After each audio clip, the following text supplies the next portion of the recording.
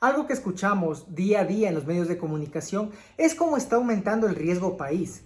Pero, ¿qué es esto? ¿De qué trata? ¿Qué nos ayuda a verificar? ¿Y cómo es de suma importancia para la toma de decisiones de los gobiernos? Vamos a ver eso y más en este video.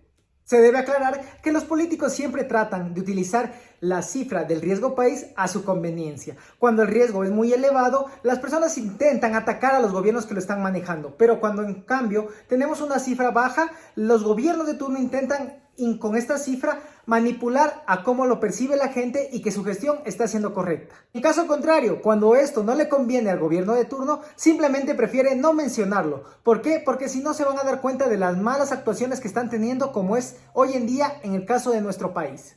El riesgo país se lo define como el riesgo que tiene un país al momento de poder cancelar sus obligaciones financieras. Y este dato es de suma importancia debido a que mientras menor sea el riesgo país, mayor va a ser la inversión que se pueda dar en un país. Pero mientras más alto sea esta cifra, la inversión va a ser menor. ¿Por qué? Porque aquí se maneja algo que se llama las tasas de interés, en donde las tasas de interés, cuando tenemos un riesgo más elevado, la tasa de interés va a aumentar. Es decir, si ustedes van a invertir, o en este caso pongámoslo de una manera más simple, si ustedes van a comprar algo que es riesgoso de que pierdan su dinero, el interés que ustedes van a querer recibir de eso que están prestando va a ser más elevado que si le dan a otra persona o a otra entidad que tenga un riesgo menor. Si la cifra es más baja, entonces el interés puede ser más bajo debido a que van a tener mayor seguridad de que su dinero va a retornar a sus bolsillos.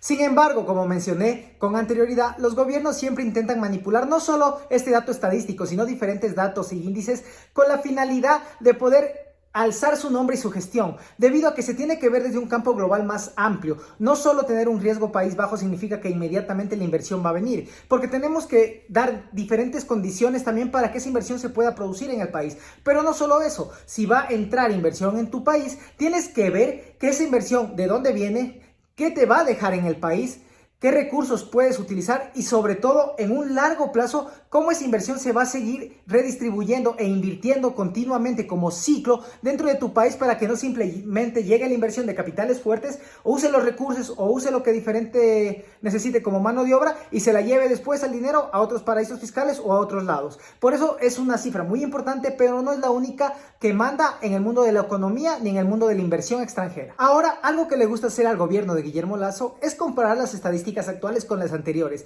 y es por eso que en este momento vamos a ver estadísticas reales del riesgo país en dos puntos muy importantes que tuvo el país por diferentes aspectos, y luego las comparamos con las que estamos teniendo hoy en día. ¿Por qué? Porque la primera que pueden ver en pantalla, que está aquí en el gráfico, es la de 2016, en donde el Ecuador sufrió una de las mayores catástrofes, que fue el terremoto, exactamente el 16 de abril.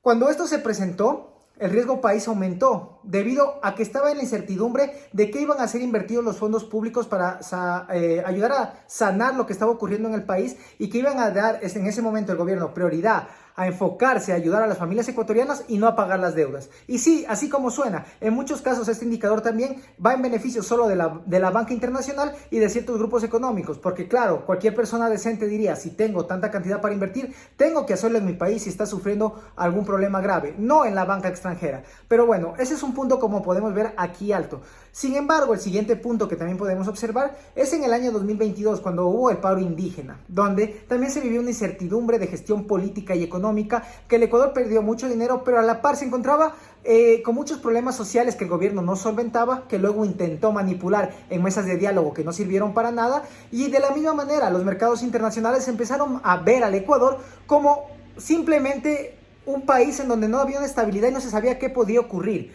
debido también a acompañar una mala gestión, a mala inversión y a un mal trabajo que había hecho el presidente Guillermo Lasso hasta ese momento y hasta la actualidad. Pero ¿por qué quiero topar este punto? Porque a continuación les voy a poner la gráfica de lo que sería hasta el 2 de abril, es decir, 2 días de lo que subo este video del 2023. Pueden observar, este dato es oficial del Banco Central del Ecuador. Ustedes pueden ver que al 2 de abril el riesgo país está por los 1917 puntos. Es decir, los mercados internacionales están viendo con malos ojos al Ecuador. ¿Y la inversión que iban a traer? ¿Y cómo que era solventar de manera económica con un modelo neoliberal suficiente para salvar al Ecuador? ¿Cómo es eso posible y por qué estamos en este riesgo tan alto? Muchas personas, sobre todo personas que estén con la ideología o que defiendan al presidente actual, pueden decir que esto se debe por los diferentes movimientos que están generando el juicio político contra el presidente, que no lo dejan trabajar, que es por la incertidumbre, salió un ministro a decir que era porque los mercados internacionales tenían el miedo de que vuelva el correísmo algunos años después en las elecciones del 2025. Discúlpeme, pero eso es absurdo. Como les digo, ¿cómo se mide este riesgo país? No es solo con la actualidad política, se mide con diferentes aspectos como la economía.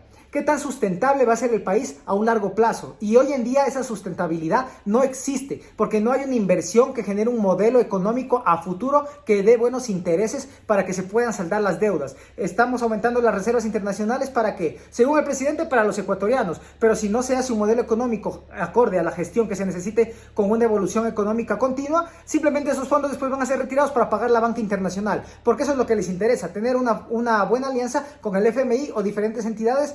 ¿Para qué? ¿Para pedir más préstamos? ¿Para invertir en el pueblo? No, solo para saciar sus bolsillos e incluso para beneficiar a ciertos grupos económicos que siguen manipulando al economía. Y también, como les gusta compararse con otros países de la región, vamos a ver cómo se encuentra el Ecuador ubicado en la región con el riesgo país. Y podemos ver que el riesgo país más alto es Venezuela debido a muchos factores económicos, políticos, del mal manejo que ha tenido el país durante décadas. Seguido por Argentina, que está sufriendo junto a la inflación problemas muy graves debido también a diferentes partes políticas y decisiones que se han tomado mal. Y luego tenemos en tercer lugar el Ecuador.